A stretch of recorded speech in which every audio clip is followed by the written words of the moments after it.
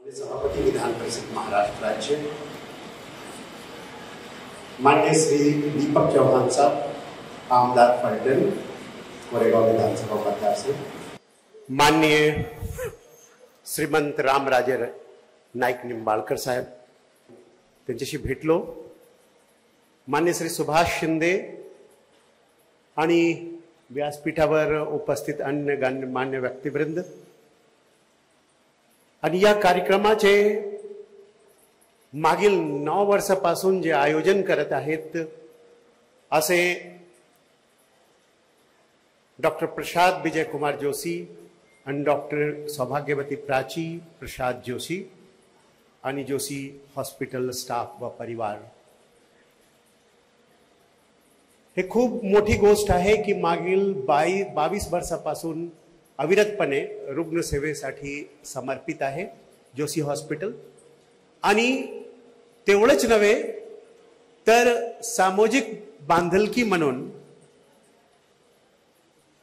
या लोकांनी मागील 9 वर्षापासून आपली फलटण मॅरेथॉन आयोजित करण्याचे जे प्रचलन आहे, जे परंपरा आहे, ते कायम ठेवलेली आहे.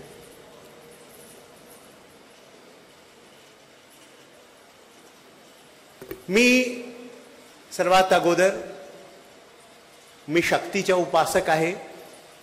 माझी कुलदेवी जी आहे माँ छिन्नमस्तिका आहे, दुर्गा देवीचा एक रूप आहे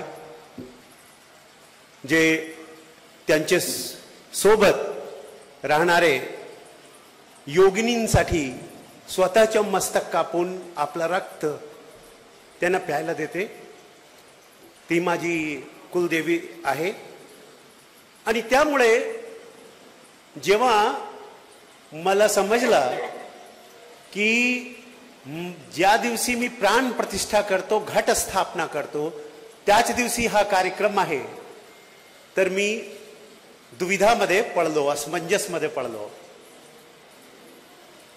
पण सौभाग्य असा की जे सर्वात उपयुक्त योग असतो घटस्थापनाचा, विजयिनी योग, पण त्याच काळात विस्कुंभक योग पण आहे. त्यामुळे तुम्ही संध्याकाळी गोधली वेळामध्ये आता करणार आहे घटस्थापना. आणि ते मला मतलब ईश्वराने, देवीने आशीर्वाद दिला की मी इथपर्यंत येऊ शकलो.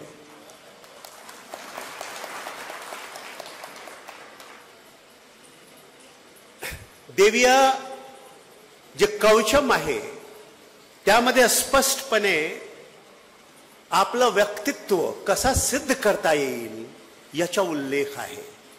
आपलं प्रत्येकाच्या व्यक्तित्वामध्ये सिद्ध होण्याची शक्ती आहे, अपार क्षमता आहे, पण आपण त्याला सिद्ध करत नाही. हे 9 दिवस ते सिद्ध करण्यासाठी उपासना आहे. आणि या काळातच आपण इथे मॅरेथॉन आयोजित केला, वॉकेथॉन आयोजित केला, सर्व आयु वर्गांसाठी केला. खूप खूप अभिनंदनीय आहे. ते कवच मध्ये असं लिहिलेलं आहे की प्रथमम शैलपुत्री, द्वितीयम ब्रह्मचारिणी, तृतीयम चंद्रघंटेती, कुस्मांडेती, चतुर्थकम पंचमम स्कंदमातेती, षष्ठम कात्यायनीती च, सप्तम कालरात्रिती, महागौरीती चाष्टमम, नवम सिद्धिदात्री, 9 दुर्गा प्रकृतिता, उक्ते नैतानी नामानी ब्राह्मणय महात्मना, अग्निना दहमानस्तु शत्रु मध्ये गतोरणे, भीष्मे दुर्गमे च भार्यता शरणम गता, न तेषां जायते किम चिंत शुभम रण संकटे, ना पदम तस्य पश्यामी शोक दुख भयम नहीं. याचा अर्थ असा होतो की प्रथम दिवस जेव्हा आपण घट स्थापना करतो आणि शैलपुत्रीची आराधना करतो, म्हणजे आमच्या व्यक्तित्व शैल सारखं आहे, अनगळ आहे, पत्थर सारखा आहे, पाषाण सारखा आहे.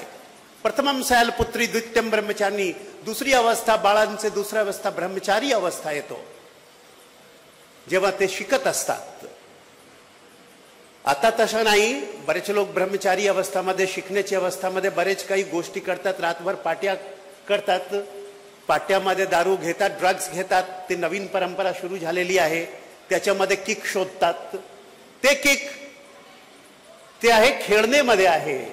जे किक धावण्यामध्ये आहे, जे की स्विमिंग करण्यामध्ये आहे, सायकलिंग करण्यामध्ये आहे, हॉकी खेळणारी आपली हॉकीपटू इथे उपस्थित आहे, जे की त्यामध्ये मिळतो, जे आनंद त्यामध्ये मिळतो, ते आनंद कधीच हा जे रात्रभर जे आपण प्रकृतीचे विरुद्ध जाऊन जे काही कार्य करतो आहे त्यामध्ये मिळणार नाही. हा क्षणिक किक है, ये बहुत थोड़े समय का आनंद होता है वो, और वो आपको डिपेंडेंट बनाता है. तो आपल्याला पराश्रित बनवतो. म्हणजे ते ड्रगचे आश्रित बनवतो, ते दारूचे आहारी तुम्ही जेव्हा गेला ते आहारी दारूचे आश्रित बनवतो. पण जेव्हा तुम्ही स्वयं शक्ती हासिल करतात, सिद्ध करतात तुमचे पौरुषला, तुमचे अनगळ पत्थरला, तुम्ही डिपेंड होत नाही कोणावर, तुम कोणावर आश्रित होत नाही, तुम्ही स्वावलंबी बनतात. चरक संहितेत म्हटलेले आहे कि शरीरम माध्यम खलु धर्म साधनम, शरीर ही हमारे सभी कर्तव्यों को पूरा करने का सर्वोत्तम साधन है, प्रथम साधन. आणि त्या शरीरालाच तुम्ही साधलाच नाही तर तुमचे सर्व कर्तव्य अपुरे राहणार, तुम्ही कर्तव्य करताना प्रसन्न नाही राहणार, आणि यामुळे तुमच्या स्वास्थ्य जे आहे, तुमची तंदुरुस्ती जी आहे ते प्रथम आहे. हे मी एकदा एक प्रतिकात्मक कथा वाचन केली होती. त्यामध्ये असा दिलेला होता कि एक बार 4 स्त्रियां भाग रही थी. पहली स्त्री जो भाग रही थी, लोगों ने पूछा, अरे भाई तुम क्यों भाग रही हो? पहली स्त्री से, तुम कौन हो, क्या नाम है, कहां रहती हो और क्यों भाग रही हो? तो पहली स्त्री ने बताया कि मैं लोगों के दिमाग में रहती हूं, मेरा नाम जो है वो आत्मविश्वास है, और मैं जो अशक्यता है, अविश्वास है, उसके डर से वो आ रहा है वहां पर, इसलिए मैं भाग रही हूं. जेव्हा आपण ड्रग, दारू, वेगवेगळे व्यसनाचे आहारी जातो तेव्हा आम्ही स्वयं सशक्त आमचं मन नसतो, त्यामुळे तुम्ही गम भुलाने के लिए और तरह तरह के चीजों के लिए वहां जाते हो. एक बार मेरा मित्र यहां आ चुके हैं, विश्वास नांगरे पाटिल ने बहुत अच्छी, अब आज इस बार हमारे दोस्तों की 25 वर्ष की सर्विस की मिलन हुई, तो उस सर्विस में उन्होंने एक बड़ा अच्छा एक तकिया कलाम वाली शायरी सुनाई, और वो शायरी इस तरह थी कि तुमने म्हणजे प्रेमिका ने, पत्नी ने, बाइकों ने, तुमने मेरा पीना छोड़ा दिया, उसने मेरा पीना छोड़ा दिया उसकी कसम देकर, उसने मेरा पीना छुड़वा दिया उसकी कसम देकर, और जब दोस्तों की महफिल में गया तो दोस्तों ने पिला दिया उसकी कसम देकर. तो हा जे आहे हा चुकीचा आहे. किसी की कसम से पीने की जरूरत नहीं है. और अगर आप अपने आप को सशक्त रखना चाहते हो तो कमजोर मत बनो. जितने भी हैप्पी हार्मोन्स होते हैं, जेवढे हैप्पी हार्मोन्स असतो, बीटा एंडॉर्फिन, ऑक्सिटॉक्सिन, सेरोटोनिन, डोपामाइन, हे सर्व जे आहे ते तुम्ही जर व्यायाम करतात, लोकांशी भेटतात, लोकांशी हितगुज करतात, तर हे सर्व जे हॅपी हार्मोन्स आहे आपोआप सिक्रीट होतो, आणि ते तुम्हाला डिपेंडेंट बनवत नाही, पराश्रित बनवत नाही, स्वयं स्वावलंबी बनवतात. त्यामुळे जे काही हे करत आहे मागील 9 वर्षापासून आणि मागील 22 वर्षापासून चिकित्सा देऊन आणि अशा प्रकारचे जे स्पोर्टिंग ऍक्टिव्हिटी आयोजित करून, हे अत्यंत श्लाघ्य, प्रशंसनीय आणि स्तुत्य आहे. मी डॉक्टर जोशी आणि सौभाग्यवती जोशी आणि जोशी हॉस्पिटलला मनापासून अभिनंदन करतो.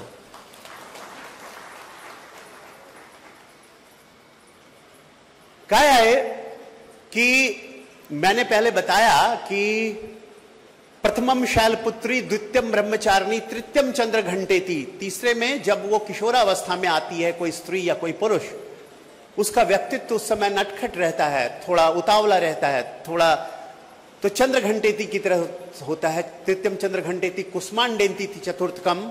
चौथी अवस्था में वो कुष्मांडा माता की तरह होती है।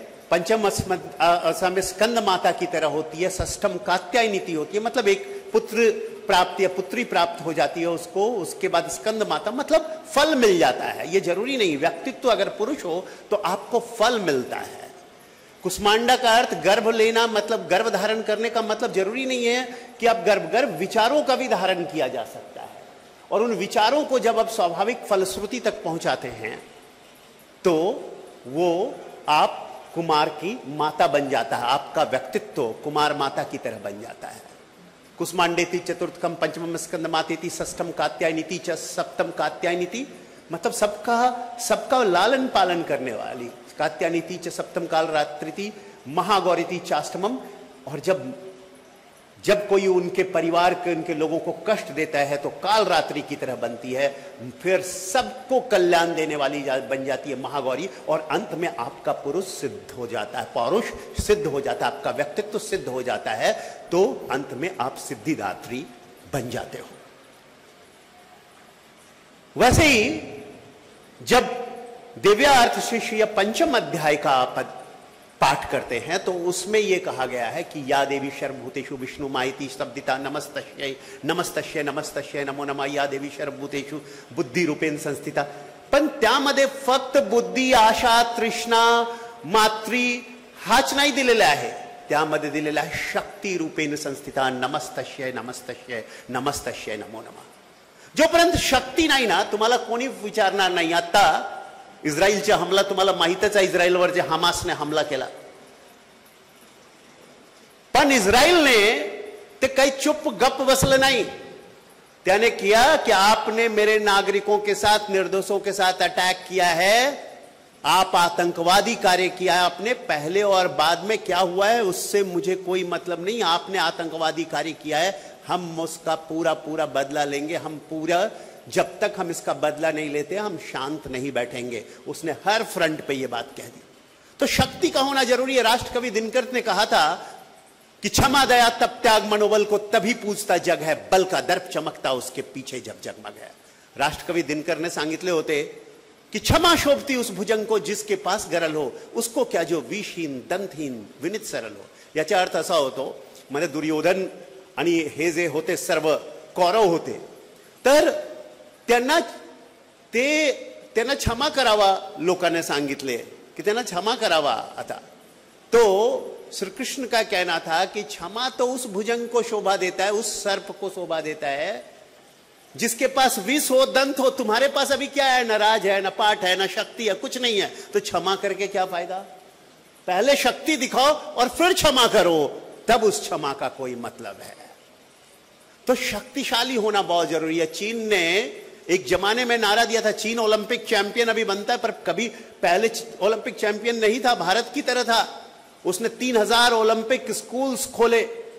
उसने पूरे चीन में 3000 ओलंपिक स्कूल खोले, जगह जगह ओपन जिम तैयार कर दिया, ग्राउंड तैयार कर दिया। आज वो ओलंपिक चैंपियन बनता है, एशियन चैंपियन बनता है। हम 107 मेडल लेकर बहुत गदगद हैं कि इस बार संबर पार कर दिया। अरे उसने 200 तो केवल गोल्ड मेडल जीते, 200 से अधिक।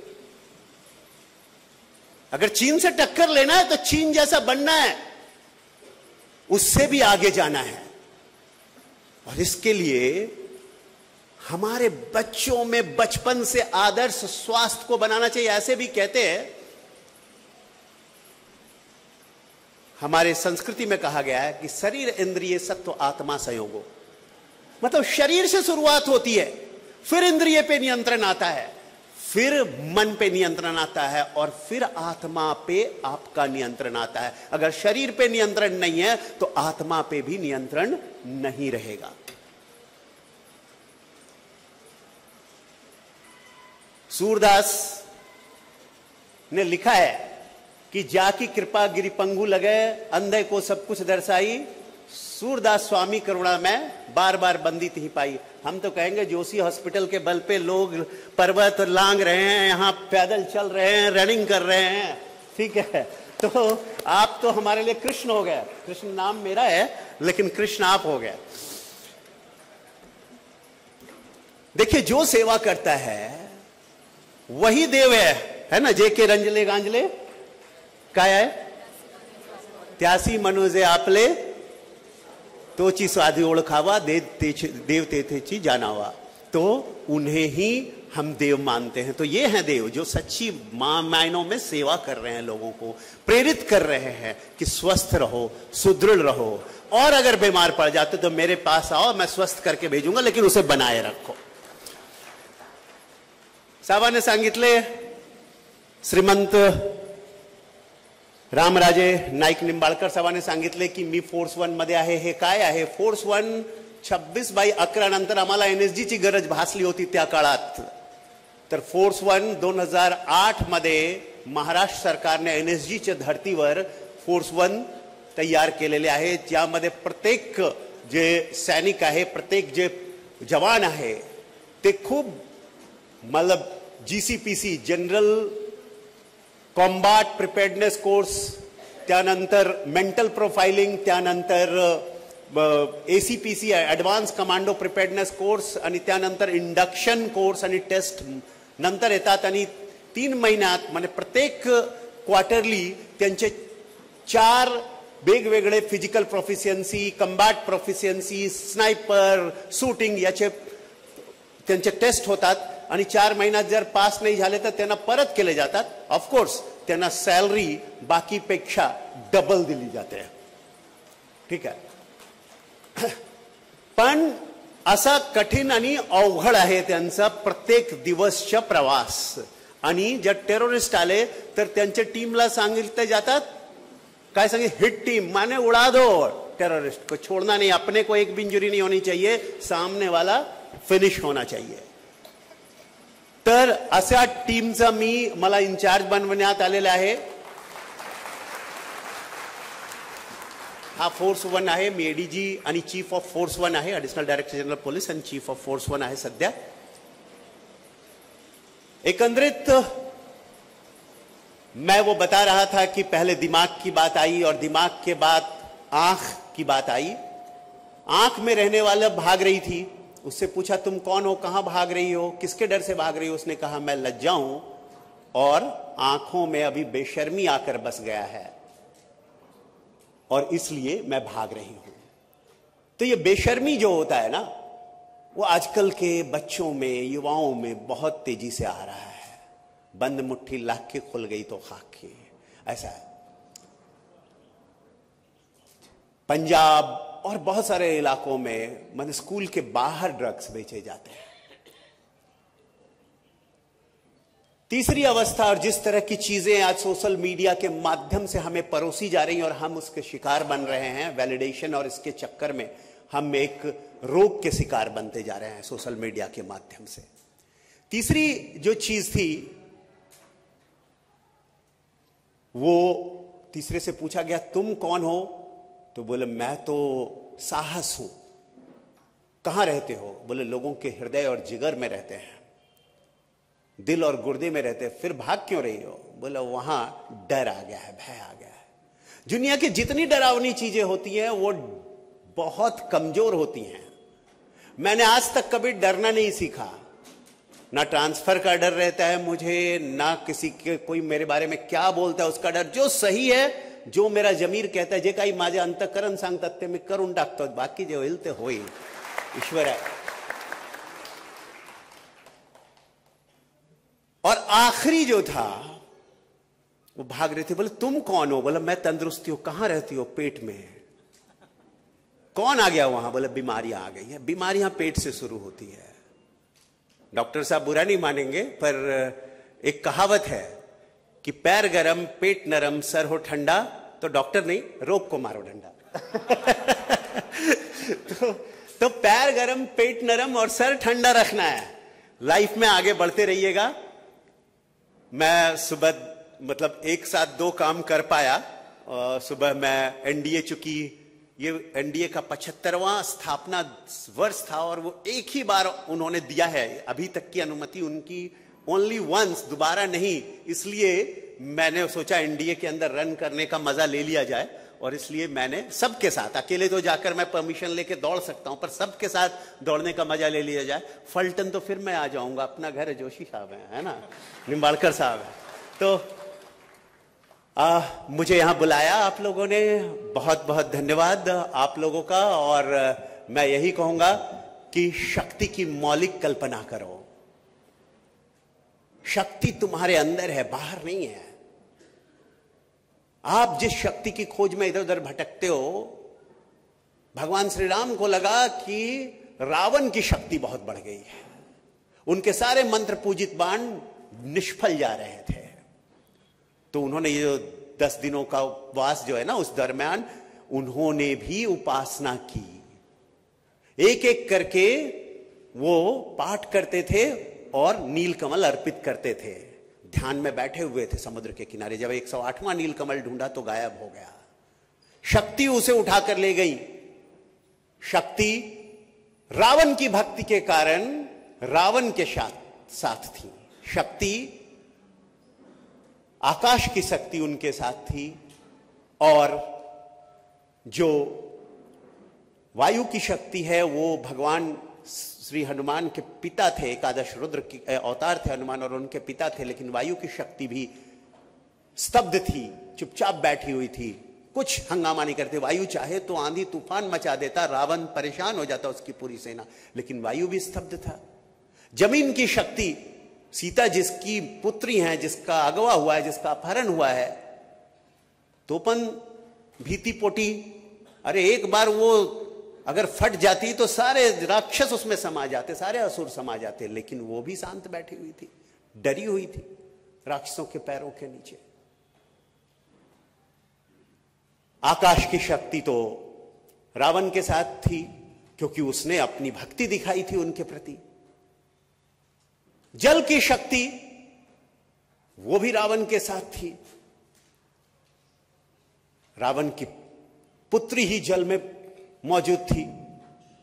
आप लोग को मालूम है कि बाद में उसके भगवान श्री हनुमान ने अपनी शक्ति दिखाई और उसके बाद उनकी पुत्री उनके मोह में आई और फिर जाकर के ये सारा कुछ यशस्वी हुआ। लेकिन शक्ति, ये जो प्रतीकात्मक रूप में आप अगर जाए पाएंगे तो क्षितिजल पावक गगन समीर की 5 शक्तियों में से 2 शक्तियां डरी हुई थी, 2 शक्तियां रावण के साथ थी। केवल अग्नि की शक्ति, आशा की शक्ति केवल राम के साथ थी। लेकिन जब ये लगा राम को कि अगर वो आंखें नहीं खोलेंगे तो ध्यान, मतलब उन आंखें,